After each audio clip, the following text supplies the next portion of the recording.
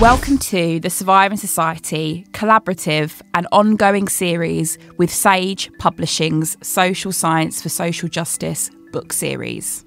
This series reflects Sage's mission-driven approach to publishing by platforming emerging voices and enabling the dissemination of bold thinking that will inform the work of future generations of scholars and changemakers. In these episodes, we talk to authors from the book series about their research embedded in visions for social justice for all.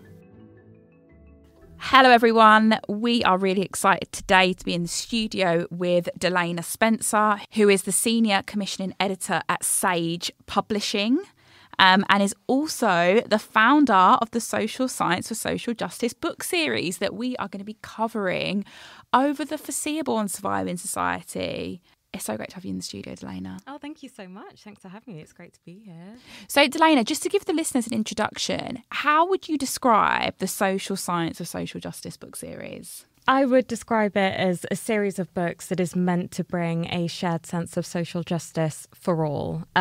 It's a series of books which is meant to move away from that traditional academic format of writing and create something new, which is accessible. I think something that people will find about academic writing is that it's often speaking inwards. It's academics speaking to each other, and that you don't really see that trickle down. So it's all about accessibility of language, of ideas, in order to reach a wider audience and get them interested in really urgent issues of social justice. It's also about bringing in authors who represent the full range of experts that we have. We have this idea of an expert who is a white man that sits in an ivory tower and who learns through data and reads phenomena, and they're not actually really engaged or on the ground with the work that they're doing.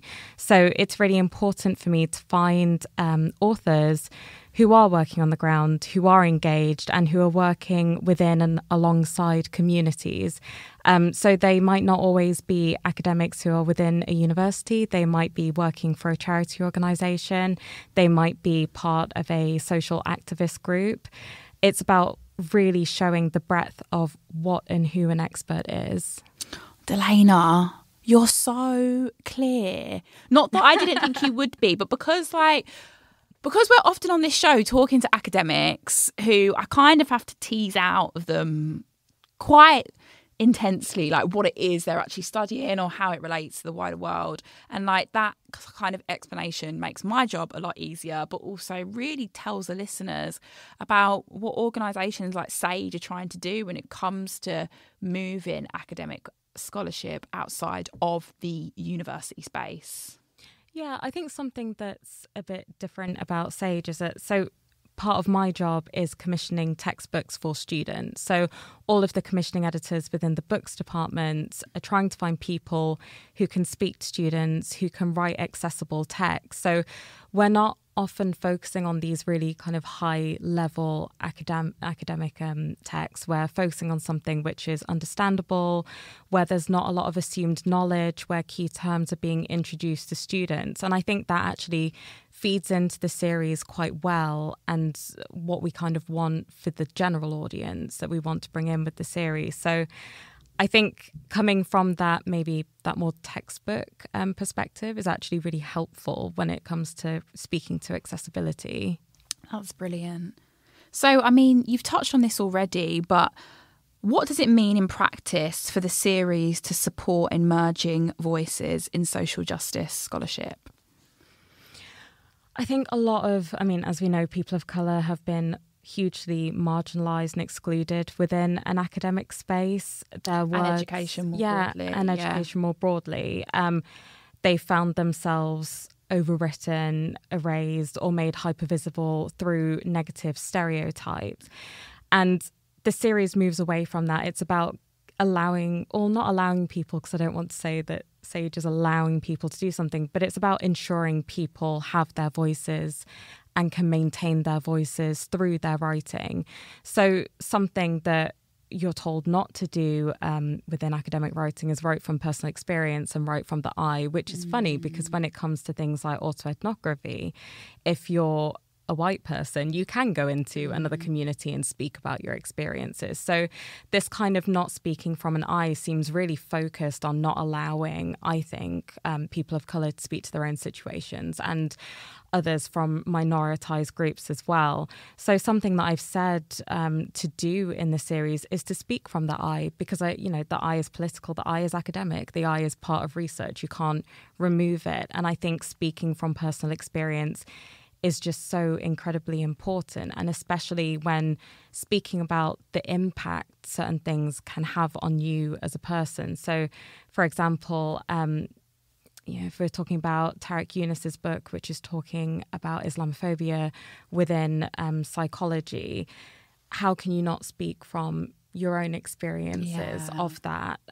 So I don't want authors to remove themselves or have to feel like they must remove themselves from what they're writing. We've got such a beautiful episode of Tarek coming up. I'm so glad you excited mentioned. for that. Yeah, no, it's absolutely brilliant. And that kind of the emphasis on subjectivity. Yeah. So our experiences and how it informs our scholarship, our activism, our community work, but our writing seems so central to this series. Absolutely. And especially, if we're getting activists to write for the series, often people are activists because they've been impacted, they felt something, and they want to fight against that, and they want to ensure that other people like them don't experience that negativity. So we've signed BCN, so the British East and Southeast Asian Network, to write a book which is about British East and Southeast Asian identity and advocacy, and that journey that they've taken within the diaspora and how they've gotten from point A to point B as a wider community. So, you can't ask them to remove the I. It's just so integral. And I think it's just such a big part of the series that I really want to maintain. And it's another way that I feel the series pushes against those prescribed academic structures. I think what I'd like the series to do is really bring down that kind of tower and show that there are other ways of writing, of speaking, which are legitimate. And I think having a publisher like Sage be behind that does help to some extent. I think, people will look to academic publishers for legitimacy. And I think it does add that to some extent. So I'm happy that we can work within Sage to do this. Amazing. So in your experience so far, Delayna, with working with authors, but also being engaged in this kind of work, how does academic scholarship create impact beyond the academy and academic publishing? Academic research is what, should be informing policy, we hope. So it does have a wider impact. It informs policy. I think, it's what you would use within an activist space. Like, you need the stats and the data. So you've got that kind of qualitative side, and especially that qualitative side that you can bring yourself. But you need the research, you need the data, you need it. Academic work is needed to articulate things that we feel, to give name to them, and to allow us to kind of break down barriers as well. So I feel it does have a wider impact. I think the issue is that it just doesn't trickle down. Yeah. So, we publish a lot of journals at Sage. Who are reading those journals? Who's reading that research? It stays within academia, and that's where it essentially sits. So I think what I worry about is that we have all this work, all this really valuable stuff, but it just doesn't go outside of that. And there are academics who try to get their work out there in other ways. So, you're doing this. People will start blogs, people start zines. There are creative ways that the work is getting out there. And I think that's hugely valuable. And I think that academic publishers should be looking at that. And when I think about accessibility as well, academic texts aren't often accessible, whether that's about, the way it's written or the price point. Academic texts are very expensive. And that's because, we don't publish as much text as, say, a trade publisher would. So they're priced quite highly. And I think something that's quite nice about the series is that we've been able to bring that down. So it's a lot more affordable for people. And I think that financially accessibility is important. It's such a political point that Sage has made with making this book so accessible in terms of cost. Because as you say, like, academic resources are basically hidden from communities. They're hidden, like, it's not accessible. It's so expensive, like there's paywalls for things. And to make these books an affordable price, I think is absolutely fantastic.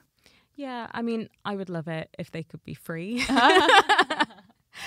No, but we're kind of the chapters we get sample chapters. Yeah, you get a sample chapter which is posted on the website, so you can see that. Episode notes, you'll see that.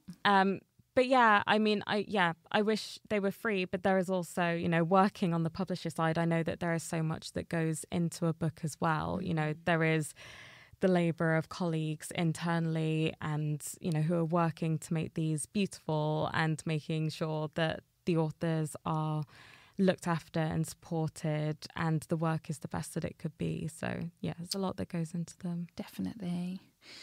And how does the current terrain of publishing lend itself to developing new voices and ideas in anti-racist education? Okay, I think there's a huge opportunity that academic publishers could take to diversify the work that they're producing. I think it's just about making that leap. It's hard. I think you're having to balance the kind of commercial side with really important work which can contribute towards social justice. And, you know, both of those sides are important to think about. I know that academic publishers are thinking a lot about diversity. They are thinking about decolonisation. They are thinking about how to widen the voices that they have. But there are just so many other things that are going on. It's a really hard one. And I think that in this current moment, it is an opportunity, as you say, for publishers, whether it's academic publishers or trade publishers, to really capture this moment where there is a lot of consciousness raising. There's a lot of people that want to know about theory and practice that's written about within our academic books. And actually, like, the people that haven't necessarily always been at the forefront of that are the people that you're looking to centre within this social justice series. So I think that, it's moving in the right direction. But I guess our kind of hesitancy in this conversation is there's a lot of work to do. Yeah. There's a lot of work to do.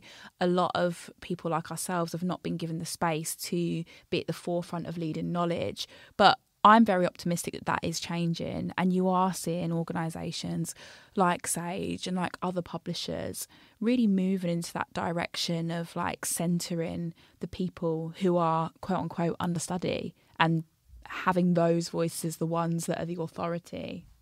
Absolutely. And, you know, publishers are made up of a lot of people, and many of us, you know, want to do good work. We want to see more voices, more people, the people that we haven't been able to see before, and we want to centre them.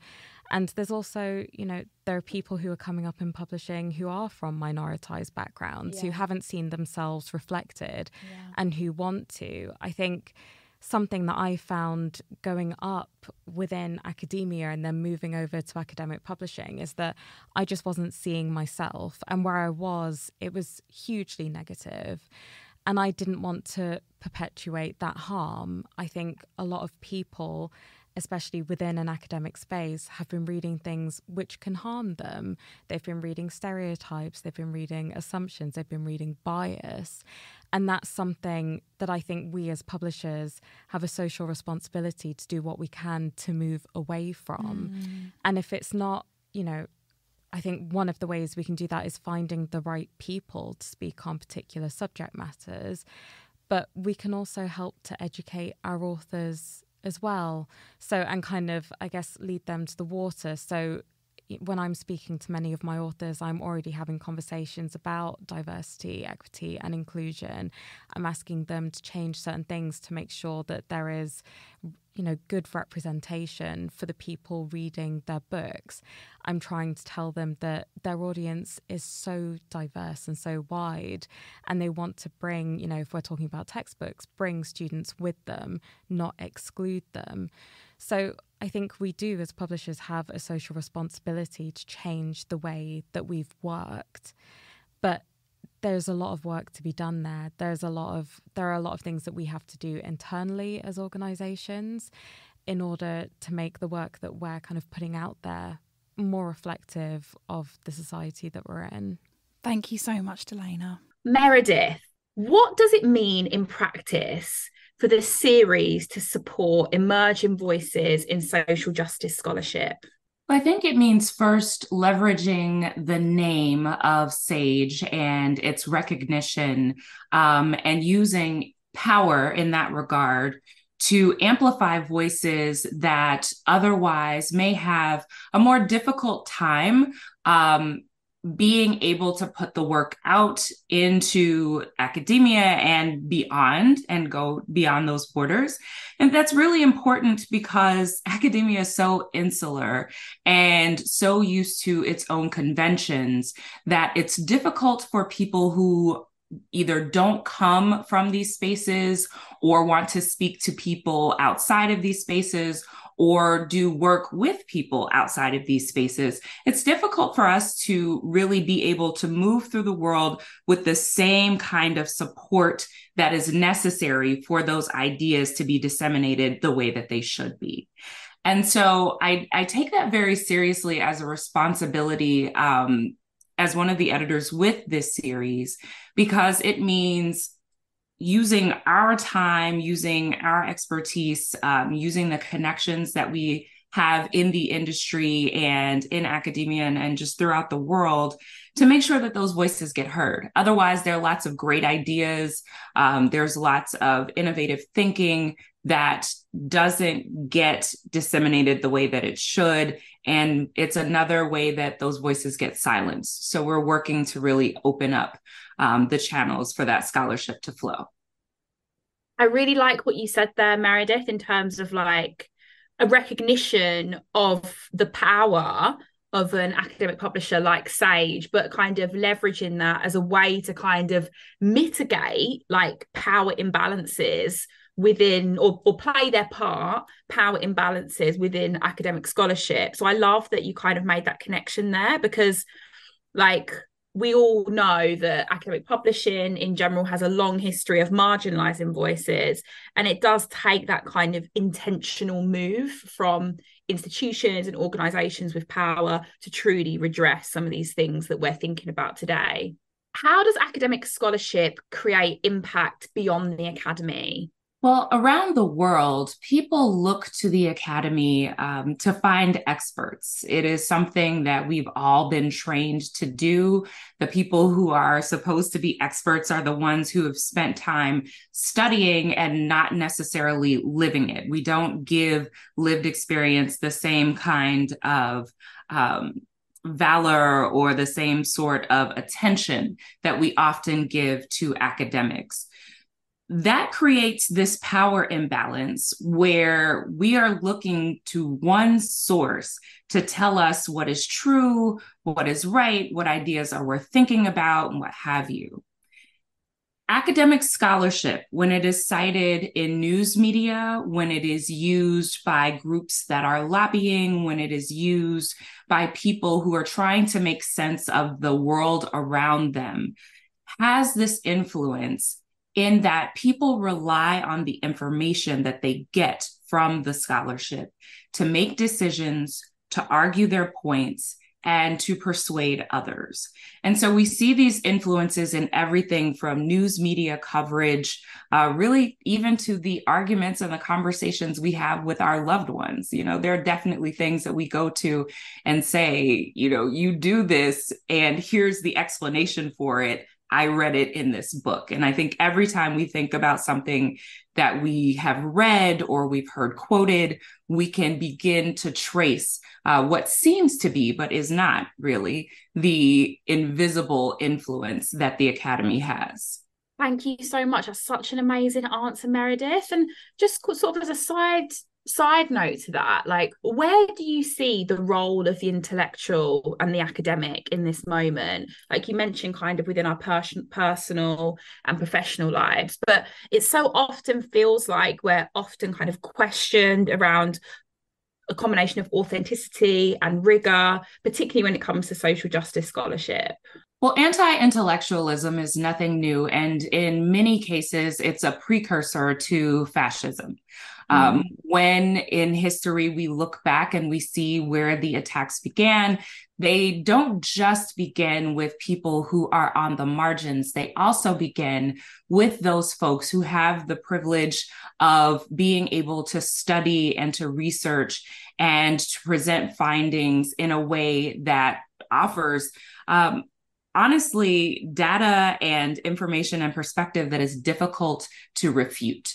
And so the anti-intellectual climate can be linked directly to an attempt really to delegitimize arguments that are in favor of social justice or movements that are working for social justice. And so I think it's really important that academics recognize that threat and take it seriously and apply their work in oppositional force.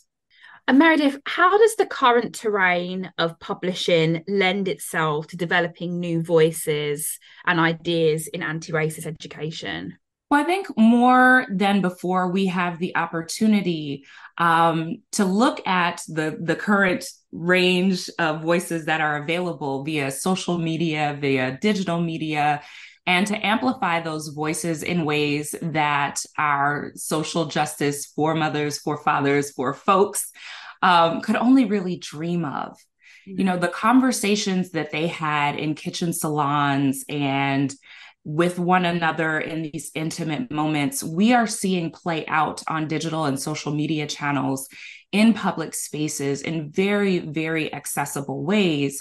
And we now have the ability not only to identify those emerging voices and amplify those emerging voices, but also to use our power to make sure that people are paid for their ideas, to make sure that they have the ability to make a living, if that is what they choose to do, off of the intellectual labor that they are taking up in the spaces that they inhabit.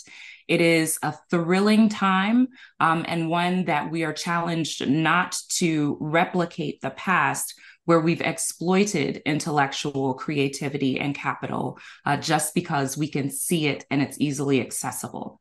Meredith, thank you so much. What a beautiful answer. Like, I've never heard someone kind of say in that way, like comparing like the digital space, the salon, or to the community space, or among conversations amongst friends. Like, these conversations are now able to happen in a public domain. And there is obviously we talk a lot about the perils of digital media and social media, but actually it's really important for us to like grasp on to like the beauty of it as well. And thank you so much for giving that to us today. Thank you for having me. Professor Jason Arday in the building. Bashment horns, please. George, please. All right. Oh, sorry. That's good, though. That's good. That's good. What does it mean in practice for the series to support emerging voices in social justice scholarship? Well, first and foremost, thank you so much, Chantel, Jessica, for having me here. I call Chantel CJ because her name is Chantel Jessica. So I'm going to go with CJ for the purpose of this conversation.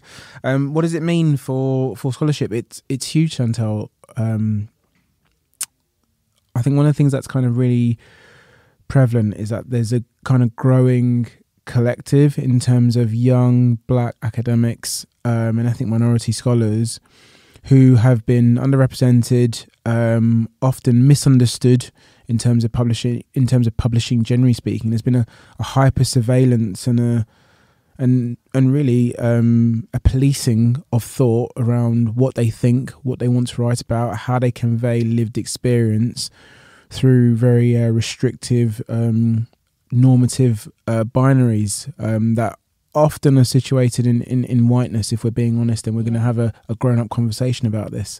So I think the idea that this kind of pushes those boundaries, I think, is really important, and it's giving people, one of the most important things I think anyone can have, which is this sense of agency and ability to express yourself in the truest sense of the word, and in a very autonomous, cathartic and empowering way, and an emancipatory way as well. That's such a brilliant and beautiful answer, Jason, as always. I think that one of the things that you've talked about there is, that importance of agency, that importance of lived experience, and really taking seriously how, marginalisation, yes, it is such a difficult thing to navigate within education and institutions more broadly, but actually it means we have a unique, I'm going to use one of your words, unique vista into understanding society. And that's why it's just so incredible that Sage are supporting this in a meaningful way.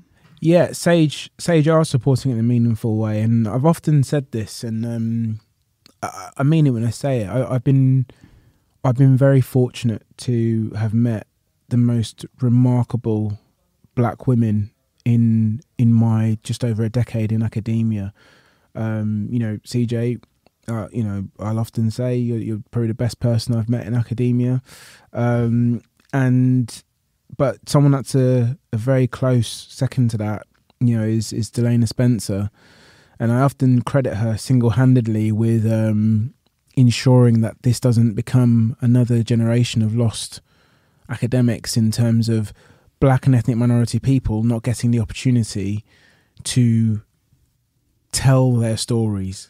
I think what Delayna has done over the last 6-7 years in terms of developing mechanisms and interventions for black academics across the career lifeline, early career, mid-career, very senior, is that she's kind of given this platform for them to talk about their experiences, legitimize those experiences, and has used the substantive resource that Sage have, in addition to her own ingenuity and brilliance, to really drive and motivate this thing. And she's really been at the vanguard of that change, and the C-section of change we've observed in the last 5 years in terms of publishing. I genuinely would single-handedly put it down to one Delayna Spencer. Come on, Delayna Spencer, also on this episode as well. But yeah, you're so brilliant at giving black women, especially, their flowers, Jason. So on that note, how does academic scholarship create impact beyond the academy? Oh, CJ, that's a brilliant question. Do you know what? It's kind of the impossible dream. It's one of the things that I've been so gravitated towards your scholarship, because you're one of few people I've observed who's managed to do that, to take academia, to make it accessible, to find ways to make it more inclusive, more engaging. I think one of the biggest things is how we kind of accessibility. Yeah. I think we can engage in this kind of linguistic Olympics where we just make things completely inaccessible. I think we need to understand there are different modes of learning, different modes of engagement, different modes of knowledge exchange and consumption. And I guess one of the things that's kind of been amazing about a conduit like Surviving Society is that it's managed to hold court in terms of being front-facing and kind of illuminating academia and what happens in academia. But it's also struggled that idea of real life. And so I often talk about praxis, and this idea, we theorize about ideas, but what does it mean practically speaking? And it's something that's it's a euphemism that's located in the classroom space. But if we kind of think about, the classroom of life, how do we take these ideas from these kind of archaic, problematic ivory towers and put them in the real world and make them tangible, something people can actually touch? And I think for me, something like Surviving Society has done that well. It's done exceptionally well. And what it's become is, it's been the stimulus for other people to be more exploratory in the ways in which they engage in public sociology and other public discourses and other public academic disciplines, which can range from STEM to sociology to psychology to education to life sciences. I think that's important because what it's given us is a new way of thinking. And over the last 5 years, there may be some people who are coming up through the kind of pipeline now who this will be the norm for them, and that's great. But what they won't realise is that before the intervention of Surviving Society, that wasn't. And actually that intervention ended up being the catalyst for a lot of different thinking about the ways we can engage in publishing and knowledge dissemination. And that's a very key thing. And I think, smartly, Sage caught the zeitgeist of that, and I wouldn't say jumped on the bandwagon, but they knew where to hitch their ride, and for me, they hitched it on the correct wagon. Jason, you have such a way of like circling back. There's no public sociologist that's able to do that in the way that you do. I think it's incredible. So I'm like, oh my God, he's speaking up Surviving Society. This is amazing. Sage? Yeah, no, Sage, definitely. Sage is in there as well. Thank you so much for that. And finally, how does the current terrain of publishing lend itself to developing new voices and ideas in anti-racist education? Oh. And this is knowing that the terrain it's not all positive, it's not all hopeful, it's tricky at times. Like, we know, like, we're up against some really difficult forces. So I guess it's sort of us thinking now about like what can academic publishing do in this moment? I think it's difficult. I think historically there was a policing of anti-racist work and there was a monopoly on it. And that monopoly was, at least when I came into academia, you had a lot of white scholars, which is absolutely no problem with doing, but they were basically representing the plight that black and ethnic minority people were experiencing. Now, this was okay to a point, but in terms of co-constructors of knowledge and who actually benefits from holding that narrative, very often what I noticed, and a lot of scholars and colleagues of mine noticed of colour, was that black and ethnic minority people weren't actually being given the opportunity to tell those stories themselves. When they started doing that, what emerged was a policing and a trivialization of the research that they do as not being empirical, as not being rigorous, as being theoretically flawed. Yeah. When this research was being done by white scholars, and this research is helpful by white scholars, but just to make a comparison, that wasn't happening. In fact, there wasn't even a questioning that black people and ethnic minority people weren't actually involved in the knowledge construction part of the process. In fact, parts of it were probably quite exploitative. Yeah. And as a sector, there's a responsibility on all of us to reflect on that and to look on that and how we change things. Now, we've been presented with an amazing opportunity to really think about how we centre the voices of black people in academia and give them the autonomy and the emancipation to talk about their lived experiences without it being policed or surveilled or trivialised. Now, I don't know if we've taken that opportunity as well as we could have done. What I do believe is that black and ethnic minority people, so they say that power is rarely given, it's taken. And I think what black and ethnic minority people have done exceptionally well is taken that power in a publishing sense, and they have centered their own voices, and they've used with their ingenuity a range or plethora of mechanisms to center and ensure that voice is heard. For example, something like Surviving Society gives a whole different type of platform to be able to center that voice, which historically did not happen. And as a result of that, our voices don't remain on the periphery anymore. But that isn't because there was this massive sea change. It's actually because black and ethnic minority people have done what they've always done, which is to reclaim power in some respects that is taken. And what we have now is we have that. We have black and ethnic minority people being unapologetic about talking about their lived experiences.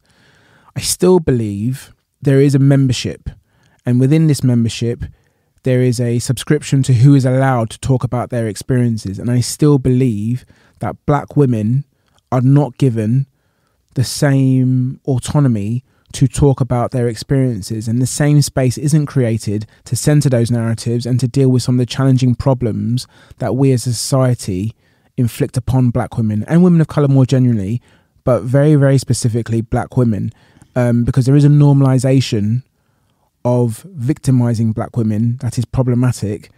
and seldom as a society do we do enough to disrupt that. So for me, it's really, really important that we continue to have these conversations. We continue to find ways to take power in terms of publishing. This is why you cannot overstate the importance of a Delayna Spencer. This is why you cannot overstate the importance of a Dr. Chantal Jessica Lewis, because what they're doing in these spaces is really, really changing the game. And this shifting of sands would be glacial not for their intervention. And, you know, the great thing about those two particular black women that I'm talking about is that they have driven that. They have driven that in some ways. They really pushed it and actually challenged us to all think about how we think about these things. So I think it's really important. I think we're making moves, you know, as I always say, or as my dad always says to me, tiny drops make a mighty ocean. I would love the pioneers to reap the benefits of their soil. So all the black women and black people and ethnic minority people that have invested in this endeavour, I really hope that during the trajectory of their careers, they benefit from this as well. Because I think all too often, you know, there's a lot of black people and ethnic minority people and black women in particular who lay these foundations, and they often don't get their flowers. And I really hope that the seeds that they plant come to bloom and they see that rise. So I think that's hugely important for me, and it speaks to the fact we've got a lot of work to do to ensure that we keep centering black voices. We ensure that we as black and ethnic minority people do everything we can to not remain on the periphery. Part of that is in our jurisdiction. A huge part of it isn't, but you've got to keep knocking on the door. You've got to keep asking the question and keep having those conversations.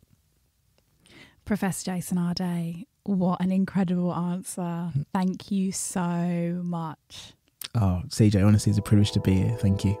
Thank you for listening to Surviving Society. To support our work, you can rate, review and subscribe to host or produce a series of Surviving Society. Get in touch with us via Twitter or Instagram.